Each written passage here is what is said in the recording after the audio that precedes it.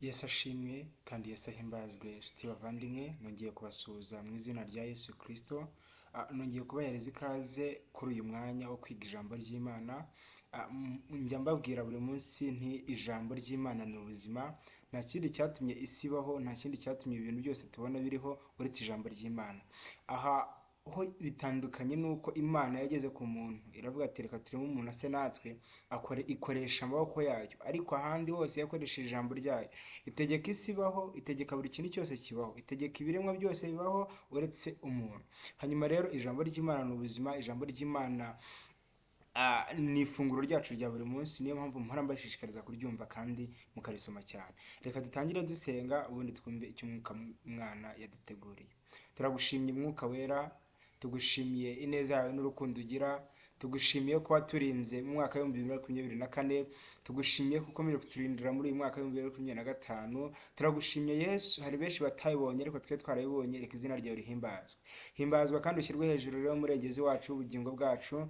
Tukweretse mwami gahunda zose tugiye gukora kano kanya, ariho uganza utegeke mu izina rya Yesu Kristo. Reka mwami ugurura imitima yacu kugira ngo iri jambo ribashe kutugeraho kandi ribashe guhindura. Reka risenye ibihome, reka risenye zayiriko ziri mu mitima yacu, reka zisenye zayiriko ziri imbere yacu kugira ngo ribashe kudukiza mwami, maze ubundi tuzagire ku muntu bwabwo bwo mu ijuru twagenewe. Turagushimye kuri mwiza, urashoboye kandi ugira neza, byose tubisabye twizeye mu izina rya Yesu Kristo afite imbaraga n'ububasha n'ubushobozi, amen. Nongeye kubasuhuza nanone, amazina yanjye nitwa Tuyishime Honore. Nitwa Tuyishime Honore. Uyu munsi Imana yemeye yuko tubana tugiye kwigana ijambo ry'Imana. Reka uyu munsi rwose uhereze ikaze, reka uhereze ikaze Mwuka Wera kugira ngo ari we ukuganziriza, reka uhereze ikaze Mwuka Wera kugira ngo ari we ugukorera byose ibyo weho utabasha kwikorera. Reka uhereze Mwuka Wera kubera ko iyo Mwuka Wera kuyoboye, iyo Mwuka Wera kuyoboye abasha kugukiriza, abasha kugushoboresha ibyanze gushoboka. Kubera yuko Imana yohereza Yesu, cyangwa se Imana yigira umuntu ikaza, yaravuze ngo ndaje, cyangwa se araje, aranyohereje ariko ampaye na Mwuka Wera, ampaye spirit, ampaye Mwuka Wera kugira ngo ari uzanyobora mu byo nzakora byose. Mu byo nzakora byose remeye kuyambara akamero k'abantu, ariko yemera kuzana na Mwuka Wera kugira ngo abubere umufasha. Ndetse na Yesu Kristo ajya kugenda yaravuze ngo ntabwo mbasize nk'imfubyi, ahubwo mbasigiye Mwuka Wera azababera umufasha, azababera umurengezi, azababera umuntu wose ubayobora. Niyo hanyuma rero ndagusabira Mwuka Wera kugira ngo ari we ukuyobora mu byo ukora byose. Ndagusabira Mwuka Wera kugira ngo ari we ukugirira neza mu byo ukora byose. Buri kintu cyose ukora Mwuka Wera akuyoboremo. Tugiye kwigana amagambo y'Imana. Amagambo y'Imana uyu munsi sinahaye umutwe uvuga ngo ninde uhishiwe ubugingo. Ese ninde koko uhishiwe ubugingo? Ushobora kwibaza ngo ninde uhishiwe ubugingo. Umuririmbyi umwegeze aririmba aravuga ngo ninde uzagerayo, ngo abazagerayo ngo ubu ngubu bamara iminsi basenga. Abazagerayo ni bande? Ni bande bazagera kuri rwa rurembo rw'ijuru bakabasha kwinjira? Kubera yuko nanone namaze gusobanukirwa yuko ku rurembo rw'ijuru hariho n'irindi rembo rijyana muri Gihonome. Amen. Ku irembo ry'ijuru hariho n'irindi rembo rijyana muri Gihonome. Abasomye agatabo k'umugenzi babibonye neza ko mu Kristo akimara kwinjira mu ijuru nta bwenge yarahageze, hanyuma nta bwenge arakomanga bamubajije urwandiko rwo yakwiye ku musaraba ararubura, bamubajije urwandiko rumwinjiza mu ijuru ararubura, hanyuma marayika w'Imana ahita amwohereza muri Gihonome. Hanyuma rero ku irembo ry'ijuru hariyo n'irembo rijyana muri Gihonome. Ninde uhishiwe ubugingo? Ninde uzagerayo? Ese ninde uzinjirayo? Kubera yuko hari ubuzima twahishiwe, hari imbaraga, hari ibyo tutarabona byinshi twahishiwe muri Kristo Yesu. Hari byinshi byo tutarebesha n'amaso yacu, hari byinshi tutarumva, hari byinshi tutararya, tuzarya tugeze mu ijuru. Hari indirimbo tutararirimba, hari ikintu cyose tutarakora ariko tuzabikorera tugeze mu ijuru. Haleluya. Hari ibintu byinshi bitabarika. Abacuranzi beza ntago turababona, abaririmbyi beza ntago turababona, abantu bahimbaza neza ntago turababona, abigisha neza ntago turababona, ahubwo ibyo byose tuzabibona tugeze mu ijuru. Ese ninde uhishiwe ubwo bugingo? Ninde uzagera muri icyo gihugu cyiza? Ninde uzagera muri icyo gihugu cyiza twagenewe? Ninde uzagera muri icyo gihugu cyiza twasezeranyijwe? Ninde uzagera muri icyo gihugu cyiza? turibuze gukoresha ibyanditswe bibiri. Ibyanditswe kimwe turibuze kugisanga mu butumwa bwiza bwanditswe na Matayo ibice 7 umurongo wa 21. Turongera dusome mu rwandiko Pawulo yandikiye abigaratiya ibice 5 umurongo wa 22. Hanyuma tuze gufashwa turi imbere y'Imana. Tuze gufashwa turi imbere y'Imana. Nufashwa rwose ubigaragaze. Nufashwa rwose ubigaragaze. Ahora buri hose ubigaragaze, kubera yuko data wa twese ajya turengera. Data wa twese ajya duhereza imbaraga. Data wa twese ajya dushuniraho kubera yuko ikintu cyamujyanye mu ijuru akaba yicaye ku buryo bw'Imana no kugira ngo adushunire atwereke ibyiza bwo mu ijuru, uretse ko ibyiza tuzabibona tugezeyo. Haleluya. Tugiye gusoma ubutumwa bwiza nk'uko bwanditswe na Matayo. Ubutumwa bwiza nk'uko bwanditswe na Matayo ibice byaho 7 umurongo wa 21. Haranditswe ngo, umuntu wese umbwira ati mwami mwami, siwe uzinjira mu bwami bw'ijuru, keretse uko ari byo data wo mu ijuru ashaka. Benshi bazambaza ati kuri uwo munsi bati, mwami mwami, nitwahanuraga mu izina ryawe, nitwirukanaga abadayimoni mu izina ryawe, nitwakoraga ibitangaza byinshi mu izina ryawe. Nibwo nzabasubiza nti, sinigeze kubamenya, nimwumve imbere mwa nkozi z'ibi bimwe. Kaduseme 21 yonyine. Umuntu wese umbwira ati mwami mwami, siwe uzinjira mu bwami bw'ijuru, keretse uko ari byo data wo mu ijuru ashaka. Benshi bazambaza kuri uwo munsi bati, mwami mwami, nitwahanuraga mu izina ryawe, nitwirukanaga abadayimoni mu izina ryawe, nitwakoraga ibitangaza byinshi mu izina ryawe. Amen. Haleluya. Haleluya. Ku munsi w'imperuka, inshuti muvandimwe, mbanze nkwibutse yuko ku munsi w'imperuka abantu benshi twabonaga nk'ibitangaza imbere yacu, abantu benshi twafataga nk'ibyitegereza imbere yacu, uzasanga yasigaye inyuma y'urugi, hanyuma weho wa wundi utatekerezaga ari we winjiye mu bwami bw'Imana. Ese bigenda gute? Ni ukubera iki? Yesu abisubije neza avuga ati, umuntu wese uzambwira ati mwami mwami, siwe ugaragaza yuko akunda Imana, siwe ugaragaza yuko azinjira mu bwami bw'ijuru, siwe ugaragaza yuko azagerayo, siwe ugaragaza yuko hari icyo yamenye. Hanyuma kumenya byinshi ni kimwe, ndetse no kubishyira mu gaciro ni ikindi. Haleluya. Haleluya. Yesu yigeze kumwe ari kumwe n'abigishwa be, hanyuma reka nze mbatera agasitereho gatoya. Hanyuma aragenda, inzara irabica. Imaze kubica, Yesu arebye hirya abona igiti cy'umutini, kandi ngo icyo giti cy'umutini cyari kiri ku muhanda, kandi icyo giti cy'umutini cyari gishishe, cyari gitoshye, cyari kiri muri season yo kuba amazi ahari, gitoshye. Amen.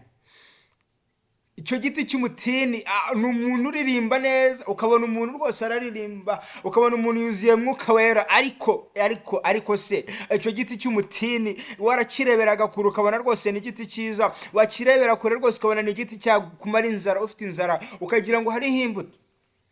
Yesu bimutera kucyegera, arangije aracyegera, agiye gushakiraho imbuto abigishwa be ngo barye nibura abaramure ubuzima bwabo aburamure. Hanyuma cyegereye asanga icyo giti cy'umutini ngo nta mbuto zihari. Nyamara ngo icyo giti cy'umutini ntabwo cyari kiri muri season yo kwera. Ariko ndagira ngo nkwibutse yuko Yesu iyo ari gucekinga, Imana iyo iri gucekinga ntabwo ireba season, kubera yuko ugomba gukizwa out of season and inside of the season. Ugomba gukizwa buri munsi muri season ndetse na outside of the season and outside of the season. Nta gihe na kimwe Imana yaremye cyo kuba ukirizwamo, ahubwo buri munsi uhora witeguye. Yesu ajya kugendera atubwiye ngo muhore mwiteguye ko mutazi umunsi n'igihe nzagarukira. N'uyu munsi kano kanya yaza. Ese waza yasoroma imbuto ku giti cyawe, yasoroma imbuto ku buzima bwawe, cyangwa azasanga ari cya giti cy'umutini cyatewe, ariko igiti cy'umutini kano kanya kikaba nta mbuto kigira. Haleluya. Ese uwaza yasanga hari igiti cy'umutini, icyo giti cy'umutini kiriho imbuto azikabasha kumuramira ku buzima bwawe. Uwaza hari imbuto yakubonaho, cyangwa yasanga utari mu gihe cyo kwera, yasanga ukizwa iyo wagiye ku cyumweru gusenga, cyangwa se yasanga ukizwa kuwa kabiri kuwa gatatu kabivamo, yasanga ukizwa muri weekend ahandi ukaba wabivuyemo. Ese ugira season yo kwereramo, cyangwa ongera wibaze ninde uhishuye ubwo bugingo? Umuntu umbwira ati mwami si uzagera mu bwami bw'Imana. Umuntu umbwira ati mwami si uzagera mu bwami bw'ijuru, kuko ibyo data wa twese arashaka umuntu uhanurira mu izina ryiwe. Ntago ashaka umuntu umuhanurira, yego ugarahanuye ukoresha izina rya Yesu Kristo, ariko ukora ibyo data wa twese wo mu ijuru ashaka. Ukora ibyo Imana yo mu ijuru yaremye isi n'ijuru ishaka. Ukora ibyo Imana yaremye yakuremeye ishaka. Haleluya. Ongera wibaze. Byashoboka yuko waba uri umuririmbyi mwiza, byashoboka ko waba uri umuhimbazi mwiza, ukahimbaza rwose tukumva ijuru riramanutse. Nyamara twebwe kubera ko tutijudginga nk'abantu, kubera ko twebwe dufite ubwenge bw'abantu, kubera ko twebwe tutabasha kureba mu mitima tukabona Honore arakijijwe, tukabona ko ukijijwe, ariko nyamara imbere y'Imana bigaragara yuko nta mbuto ufite. Twebwe twakubona mu nzira tukabona hari imbuto, ariko nyamara nkuko Yesu yitiranyije cya giti, akabona cya giti kiriho cy'umutini gishobora kuba kiriho imbuto, hanyuma akacyegera ashaka kugira ngo aryeho imbuto ahereze n'abigishwa be, agasanga nta mbuto zihari. Nawe byashoboka yuko rimwe na rimwe tujye tukabona rwose urakijijwe, twareba pasiteri wawe yakureba akabona urakijijwe, ariko imbere y'Imana ikaba igaragaza yuko nta mbuto ugira. Haleluya. Ndagira ngo aya magambo yumve neza kandi abasha kwinjira mu mutima. Ongera wibaza ese ibyo nkora uyu munsi kano kanya, umunsi wa none, ibyo nkora uyu munsi ndakijijwe, ibyo nkora uyu munsi nibyo data wa twese yifuza, ibyo nkora uyu munsi nibyo nahamagariwe, ibyo nkora uyu munsi nibyo data wa twese yamamagariye. Haleluya. Ese uwakwegera hari imbuto yabonaho? Ngo bamwe uwo munsi bazabaza ati data wa twese ntitwahanuraga mu izina ryawe. Guhanura mu izina ryiwe ntago bihagije, kuvuga ubutumwa mu izina ryiwe ntago bihagije, kuririmba mu izina ryiwe ntago bihagije, guhimbaza mu izina ryiwe ntago bihagije, ahubwo igihagije ni ukora ibyo data wa twese agize iki ashaka. Haleluya. Igihagije imbere y'Imana ntago ari uko waririmbye cyane, igihagije imbere y'Imana ntago ari uko wasenze cyane, igihagije imbere y'Imana ntago ari uko yirije cyane, ahubwo igihagije ni uko ukora ibyo data wa twese agize iki ashaka. Haleluya. Ibyo bimera nk'umukozi, reka nze mbatere story ntoya. Ibyo bimera nk'umukozi wagiye gukora muri company runaka, hanyuma rwose akaba umukozi mwiza, agakora cyane rwose, agakora ku munsi wa mbere, agakora kwa kabiri, agakora kwa gatatu, akarangiza icyumweru cyose akora, ariko bajya kureba mu gitabo cy'umukoresha bagasanga izina ry'uwe ntago ririmo. Iyo utari mu izina ry'umukoresha, amatariki yo guhemba aragera, bagahemba bari mu gitabo, wowe utari mu gitabo sibahembwe. Haleluya. Ndakwifuriza kwandikwa mu gitabo nshuti yanjye. Gukora gusa ntago bihagije, banza checking ese byaba byaremeye yuko izina ryanjye ryandikwa mu gitabo. Kuko Paulo yigeze yivuga neza ngo iyo umuntu yakiriye Yesu Kristo umwami n'umukiza mu bugingo bwiwe, ibya kera biba bishize hagiye iby'ubushyashya. Hanyuma ngo ibya kera ntago biba bikimuyobora, kamere za kera ntago ziba zikuriho, ubusambanyi bwa kera ntago biba bikuriho, ahubwo uba wahindutse icyaremwe gishyashya mu buzima bwa Yesu. Uba wahindutse icyaremwe gishyashya mu isi y'umwuka, Hanyuma ongera checking, wirebe neza mu mutwe wawe, wirebe neza uvuga ati cya gitabo nabananditswemo. Nanone nongera kukwibutsa hari igitabo, Imana ifite ibitabo bibiri yandika amabera bayo. Kandi ibyo bitabo byose bizagenderwaho. Yego wararirimbye cyane, urasenga cyane, uhanura mu izina ryiwe, ukora ibyo byose, ariko ibyo bizatuma izina ryawe ryandikwa mu gitabo cy'imirimo, ariko mu gitabo cy'ubugingo urimo. Igitabo cy'ubugingo, kugira ngo wandike mu gitabo cy'ubugingo nuko wemeye kwakira Yesu Kristo umwami n'umukiza mu bugingo bwawe, hanyuma ukamuhereza ikaze mu buzima bwawe, hanyuma ukamubwira ati data wa twese ndakwemeye, komeza undengere, komeza ungirire neza, hanyuma akaguhereza ikaze n'akaribu mu bugingo bwiwe, hanyuma akaza agatura mu mutima wawe, akayobora imitekerereze yawe, akayobora ubugingo bwawe, kugira ngo ibya kamere bibe bivuyeho, ahubwo hagiye iby'umwuka. Banza checking nimba wanditswe mu bitabo bibiri. Wanditswe mu gitabo cy'imirimo, yego nibyo. Ufashe imfubyi n'abapfakazi, nibyo. Nibyo Tabita Imana yamwibukiyeho, yibuka yuko Tabita yajyaga adodera abana n'abapfakazi imyenda, hanyuma ikamwongerera imyaka, ikamuzura, ikamwongerera imyaka yapfuye. Nawe iyo mirimo ishobora kuzagukiza.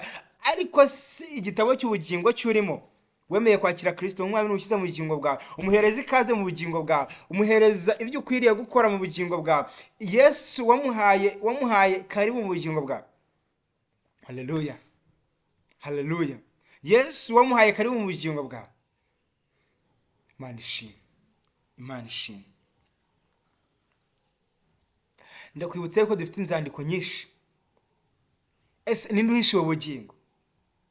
Nukora ibyo Data wo mu ijuru agize iki ashaka.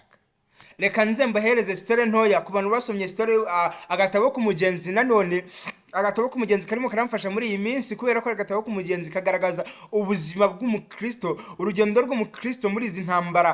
Kubera yuko Yesu Kristo yaratubwiye kuri iki gice cya 7 cy'ubutumwa bwiza bwa Matayo, nkuko bwanditswe na Matayo, yaravuze ati muce mw'irembo rifunganye, kuko irembo rigari rijyana abantu kurimbuka, ariko irembo rigufi cyangwa se irembo rifunganye ari rijyana abantu mu ijuru. Muce mw'irembo rifunganye, kuko irembo rifunganye ari irembo rijyana abantu mu ijuru.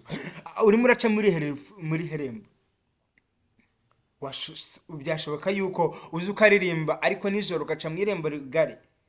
Byashoboka yuko uzi ugahimbaza ariko nijoro abantu batakureba ugaca mu irembo rigari. Nyamara reka nze nkubwire neza mu Kristo, reka nze nkubwire neza nshuti yanjye, ndaje nkubwize ukuri yuko iyi Imana igiye kujudginga, ntago igendeye ku mirimo wakoze, ahubwo yo ireba ibyo wakoze kandi ikareba ibya kera, iby'ubu ngubu ndetse n'ibizaza. Imana ifite ubushobozi bwo kureba ibyashize ndetse n'iby'ubu ngubu ndetse n'ibizaza. Imana irebera hose icyarimwe, yareba nijoro, ikareba ku manywa, ikareba turyamye, ikareba dusinziriye, ikareba ibyo ukorera mu cyumba cyawe. Ese agatekerezo karamutse kaje kukavuga ati telefone yawe iramutse iguciriye urubanza ikakubwira ati tanga ubuhamya bw'uyu muntu, telefone yawe yakuvugaho iki? Telefone yawe yakuvugaho iki? Ibikuta by'uraramo muri salo cyangwa se ahantu uhurara mu cyumba cy'uraramo, baramutse bigize umunwa wo kuvuga, bikavuga ati uyu muntu musobanura uko umubona, byakuvugaho iki? Ijoro ugendamo riramutse rigize umunwa wo kuvuga, rikavuga ati uyu muntu reka tumuvugeho, ryakuvugaho iki? Ryakuvuga yuko uri ukijijwe cyangwa ryakuvuga yuko uri umuntu wananiranye? Haleluya, haleluya. Nababwira inzandiko tujya tugira inzandiko nyinshi, tugira inzandiko z'amatorero, tugira recommandation z'amatorero, tugira inzandiko zo kuri paruwasi, tugira inzandiko zo ku matorero atandukanye. Ariko reka nababwire bumvandimwe, izo nzandiko pasiteri yaruguhereza akwizeye, ariko urwandiko rukujyana mu bwami bw'ijuru rurasabwa kugera ku musaraba. Nahandi turukura uretse ku musaraba, nahandi urwandiko rw'ijuru turukura uretse ku musaraba. Egera umusaraba, kandi kwegera umusaraba no guca kwirembo rifunganye, kwegera ku musaraba no guca mu bibazo, kwegera ku musaraba no kwemera kugamuhama, no kwemera ukaguma mu bibazo ukabicamo, ugaca mu isayo gahinda gasaza, ariko rimwe na rimwe urambuka ukarirangiza kubera ko wihanganye. Yesu Kristo akoherereza mutabazi, akohereza mutabazi mu bugingo bwawe, akagutabara, akagufasha mu nzira zose ucamo, hanyuma akabasha kugeza mu bwami bw'ijuru, akabasha kukwambutsa isayo gahinda gasaza, akabasha kukwambutsa, ukabasha gutsinda abana Porowoni, ukabasha gutsinda buri muntu wese. Uko niko Imana ibigenza, uko niko Imana ibigenza. Haleluya, haleluya. Ngo ninde ufite uburenganzira, ninde ufite urwandiko, ninde ufite uburenganzira, ninde uhishiwe ubugingo, ninde uzagerayo? Nta wundi uretse waciye ku musaraba, nta wundi uretse uwinjiye mu bwami bw'Imana, nta wundi uretse wakiriye Yesu Kristo umwami n'umukiza mu bugingo bwe, nta wundi uretse wa wundi ukora ibyo Data wa twese ashaka, nta wundi uretse wa wundi ugendera mu nzira zo Yesu Kristo ashaka. Uwo niwe Yesu yasigiye ubugingo, uwo niwe Yesu yasigiye ubwami bwiwe, uwo niwe Yesu abikiye ubugingo, uwo niwe Yesu azahereza buri kimwe cyose. Haleluya. Turaza kureba mu gitabo nanone cya Pawulo yandikiye abigaratiya, itorero ry'abigaratiya, ibice byaho ni 5. Turebe ese ibyo Data wa twese ashaka ni ibiki. tujye twibaza ese nibyo turabyumvishe nta wundi uhishuye ubugingo uretse wa wundi ukora ibyo data wo mu ijuru ashaka, nta wundi uhishuye ubugingo uretse ukora byandi ibyo data wa twese wo mu ijuru akeneye. Ariko se ninde uhishuye ubwo bugingo? Ninde uhishuye ubwo bugingo nshuti muvandimwe? Reka turebe amagambo nk'uko yanditswe na Pawulo yandikira iri torero ry'i Galatiya. Ese yagaragaje ko abahishuye ubugingo ari bande? Yagaragaje imirimo ikwiriye abakristo, yagaragaje imirimo ya kamere ndetse n'imirimo y'umwuka. Hanyuma abayoborwa n'umwuka ngo nibo bana b'Imana, abayoborwa n'umwuka nibo bana b'Imana, kubera ko Yesu Kristo ajya kugenda yadusigiye mwuka wera, ari uzajya utuyobora, ari utubera umufasha. Yaravuze ntabwo ndabasiga nk'imfubyi, sindabasiga mwenyine, ahubwo ndabasigira umufasha, ari we mwuka wera. Ibice 5 umurongo 22 ngo ariko rero imbuto z'umwuka ni urukundo. Akambere aravuga ngo ni urukundo, umuntu ugira urukundo, ibyo nibyo data wo mu ijuru ashaka. Ijambo ry'Uwiteka riratubwira ngo mukunda mugenzi wawe nkuko wikunda, ukunde mugenzi wawe nkuko wikunda, kandi ngo Imana ni urukundo. Nta n'ikindi kintu cyatumye Kristo aza kuducungura nshuti bavandimwe uretse urukundo. Yemeye kwambara kamera k'umuntu, yemera kuza mu ishusho ry'umuntu, yemeye kuva mu ijuru, anafite ububasha n'ubushobozi, yemera kuza gukubitwa imisumari. Uretse nta kindi cyatumye aza kuducungura mushiti bavandimwe uretse urukundo. Nta kindi cyamuvanye mu ijuru uretse urukundo. Nta kindi cyatumye ava mu ijuru akaza kugira ngo acungura mu bugingo bwanjye ndetse n'ubugingo bwawe uretse urukundo. Mu isezerano rya kera twajyaga tubona ibintu bisemburiza yuko Yesu Kristo azabambwa, ariko situbyumve. Turajya tubibona aho Abraham yari agiye gutamba Isaka, hanyuma Abraham agiye gutanga Isaka umuhungu we umwe w'ikinege. Imana yambwiye ati Abraham we genda utambe umusore wawe, genda utambe umuhungu wawe, hanyuma ndamenya yuko unkunda, hanyuma ndacekinga yuko koko uri Abraham nasezeranyije ubugingo, ndacekinga yuko ari Abraham nabwiye ngo ave mu gihugu cy'iwabo ajye kuvuga ubutumwa bwiza, ndacekinga ko ari Abraham nzi. Abraham akimara kumva ijambo ry'Imana nta kindi yakoze, yafashe umuhungu wa Isaka, afata abagaragu be, afata inkwi ndetse n'umushyo nk'umuntu ugiye gutamba rwose, aragenda. Hanyuma umusore wa Isaka aramubaza ati sema data, ndareba buri kimwe cyose kirahari, inkwi turazifite, umushyo urahari, ariko ngo tirahari, ariko igitambo kirava he? Isaka Abraham mu kwizera yaravuze ati muhungu wanjye wihumura, Imana iri buze kwishakira igitambo cyayo. Hanyuma umunota umwe Abraham agiye kumusogota, agiye kumutera icyuma. Haleluya! Uwizeye uwemeye kwakira Yesu Kristo nk'umwami n'umukiza mu bugingo bwiwe, nta wundi Yesu ajya guhereza inshungu y'ubuzima bwawe, Yesu ajya guhereza inshungu y'ibibazo urimo, Yesu ajya guhereza inshungu y'ibyo ukora byose. Hanyuma agiye kumusogota, agiye kumutera icyuma. Haleluya! agiye kumutera icyuma, marayika wo mu ijuru aramwiyerekera arambwira ati Abraham nakubonye. Haleluya! Abraham nakubonye, ahubwo raranganya amaso urebe mu gihuru, raranganya amaso urebe igitambo Imana yateguye, uraranganya amaso urebe igitambo yateguye. Ngo hanyuma ngo arebamo ngo igipfizi cy'intama kiri mu bihuru, ngo amahembe yafashwe mu bihuru. Hanyuma ngo ikintu cyakoze ni igiki? Nta kindi cyo yakoze nshuti bavandimwe, yaragiye afata icyo gitambo Imana yamuteguriye. Ibyo byagaragaza Kristo uzaza kudupfira kubera urukundo, ibyo byagaragazaga Kristo uzaza kudupfira kubera urukundo, akaza akava mu ijuru akemera kubera inshungu y'ubuzima bwacu. Arega nshuti bavandimwe, gucungurwa n'amaraso y'intama ntabwo byari bihagije, gucungurwa n'amaraso y'intungura ntabwo byari bihagije. Hari hakenewe umuntu uza mu ishusho y'umuntu agacungura umuntu mugenzi we, uwo nta wundi ni Kristo wemeye kwakira ubwami bwiwe, ni Kristo wemeye kuva mu bwami bwiwe akaza kuducungura. Haleluya! Hanyuma arareba mu gihuru, afata ya ntama arayitamba. Imana yishakira igitambo nk'uko yari yabiteganyije, Imana yishakira igitambo. Hanyuma Imana ihita imusezeranya umugisha, Imana ihita imusezeranya amasezerano menshi. Inshuti muvandimwe, Imana ntibikubwiye ikintu wiraranganya, ahubwo kora kubera ko Imana ifite impamvu iba bikubwiye. Urwo n'urukundo turimo tuvuga. None mvuga ku bitambo byagaragaza ko Yesu Kristo azaza kudupfira. Muribuka neza ko Abisiraheli baribwa n'inzoka, nta kindi kintu cyabacunguye, nta kindi kintu cyabakijije uretse Imana. Yabwiye Mose iramubwira ati genda ubaze inkoni mu muringa, hanyuma uwo muringa ubumanike hejuru iyo nkoni uri buze kubazamo, icyo giti uri buze kubazamo inzoka isa na za zindi zirimo zirabarya gikozwe mu muringa, hanyuma uyimanike. Numara kuyimanika uzaba wariwe n'inzoka yose akarebaho nta handi muvandimwe, akarebaho kuyimanika nta handi. Yari yayimanitse ku musaraba, yamanitse ku giti. Atuzi yuko umusaraba ari igiti, nta handi yayimanitse ni ku giti. Yaramubwiye ati genda uzamanikwa kuri icyo, numanika kuri icyo giti umuntu wese akaza akareba ku musaraba, akaza akareba kuri icyo giti yanze kihamanitswe, azakira mu izina rya Yesu. Nta handi. Nawe urasabwa kureba ku musaraba, urabasha gutumbira ku musaraba kuko Kristo yabambwe ku musaraba. Ibyo byasemburayizingaga yuko Yesu azaza akabambwa ku musaraba, hanyuma buri muntu wese ubashije kureba ku musaraba agahizwa mu izina rya Yesu, akabasha kubona ubugingo mu izina rya nde?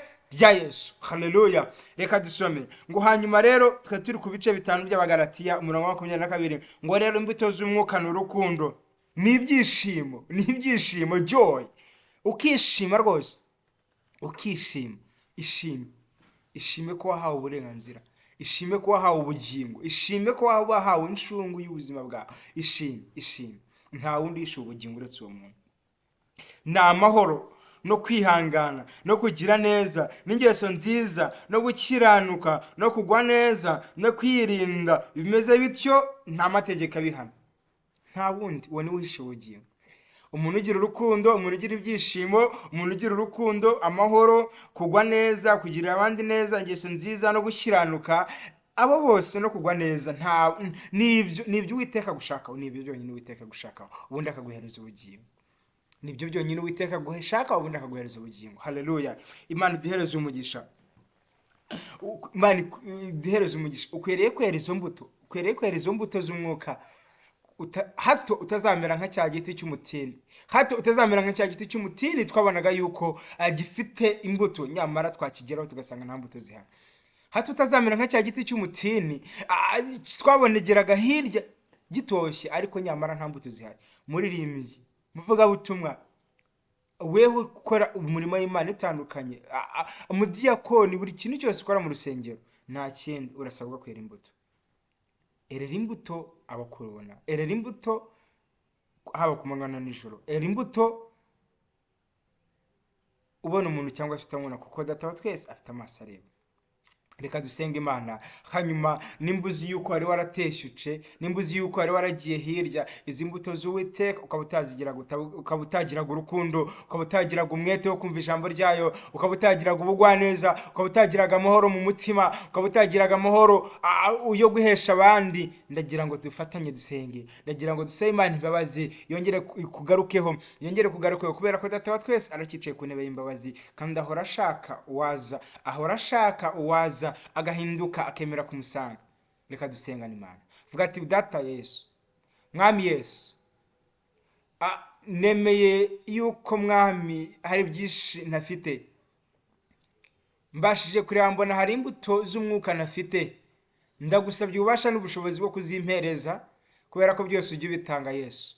Nta kindi cyakuvanye mu ijuru uretse urukundo, wemera kuza kubambwa uretse njyewe. Data, ongera ungarukeho, ongera umpereze ubugingo, ongera Mwami, ongera ungarukeho Mwami, mbashe gukora ibyo ushaka ndetse n'ibyo ushima. Himbazwa kandi ushyirwe hejuru mu izina rya Yesu. Amen. Reka dusengere n'abarwayi ndetse n'abafite ibindi bibazo ubundi dusoze. Data wa twese mwiza, turagushimye, ushobora byose, urera urakiranuka.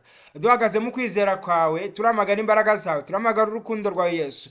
N'urukundo rwakuvanye mu ijuru, nta kindi. Turasenze cyane kugira ngo urwaye wese ubashe kumukiza, turasenze cyane kugira ngo urwaye wese umuhereze agakiza. Mu izina rya Yesu Kristo turasabira agakiza buri muntu wese, aha bari mu Rwanda no mu bihugu by'amahanga ndetse no mu bindi bihugu, bahereza agakiza kandi bahereza urukundo. Mwa ndagusenze cyane Yesu, urera urakiranuka, uri mwiza, basha kudukiza kandi uturengere Yesu. Turengere kuko uri mwiza kandi udushoboraza byose. Mu izina rya Yesu Kristo dugusabye Mwami, twizeye, aduhereza agakiza, uduhereze kwera imbuto zikwiriye abihannye, uduhereze Mwami kugira ngo tuzinjire mu bwami bw'Imana duhishiwe, kuko nta wundi uhishiwe ubugingo uretse ukora ibyo Data wo mu ijuru ashaka. Tumaze kumvaga amagambo meza, urakoze Mwami, yakomeze mu bugingo bwacu, dusabye twizeye mu izina rya Yesu. Amen. Shalom shalom. Imana ibahereze umugisha, ndabakunda cyane. Imana ibahereze umugisha. Reka tuzongere duhure kundi munsi. Amen.